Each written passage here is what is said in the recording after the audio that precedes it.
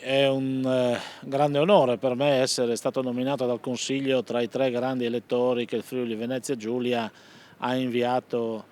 in Parlamento per l'elezione del Presidente della Repubblica. Si è appena conclusa la seconda votazione con la comunicazione dell'esito che ovviamente ancora non ha portato all'elezione del Presidente, stante che sino alla terza votazione compresa serve una maggioranza dei 2/3 del Parlamento stesso. In questo caso ancora una volta il predominante risultato delle schede bianche, cioè l'indicazione che viene data in questo momento per mantenere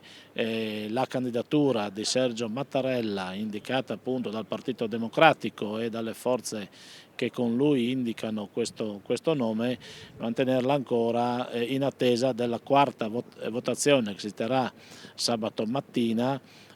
per la quale è richiesta la maggioranza assoluta, quindi un quoziente più basso tale da poter essere raggiunto.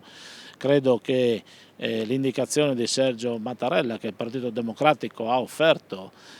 come propria valutazione maggioritaria, ovviamente, stante il numero dei delegati che appunto afferiscono al Partito Democratico stesso,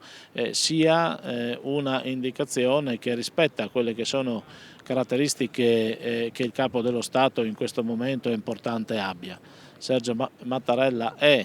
un uomo delle istituzioni, è una persona che nasce per la sua attività politica in Sicilia, fratello tra l'altro di Piersanti Mattarella, presidente della regione siciliana, ucciso dalla mafia, quindi persona di integrità, famiglia di integrità morale e etica importante, uomo delle istituzioni perché parlamentare, perché più volte ministro, uomo che ha saputo anche dimettersi da ministro quando non ha condiviso assieme ad altri quella che fu la legge che ha consentito a Berlusconi di poter prendere ovviamente un dato di supremazia nel mondo della comunicazione attraverso l'estensione delle reti e quindi attraverso quello che è stato il superamento della par condicio nel mondo della comunicazione radio-televisiva, uomo che ha guidato poi il passaggio e la formazione anche del Partito Democratico dal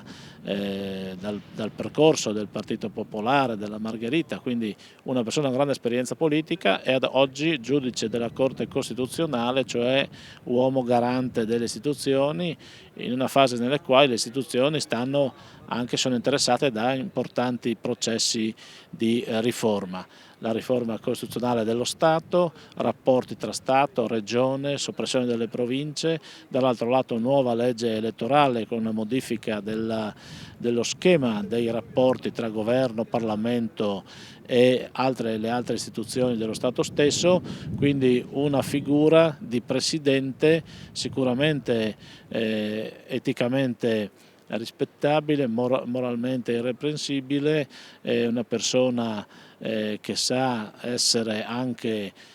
però garante e riferimento delle istituzioni, delle garanzie che tutti noi chiediamo appunto alle istituzioni stesse. Quindi una figura che sicuramente potrà rappresentare in modo alto il ruolo fondamentale di Capo dello Stato.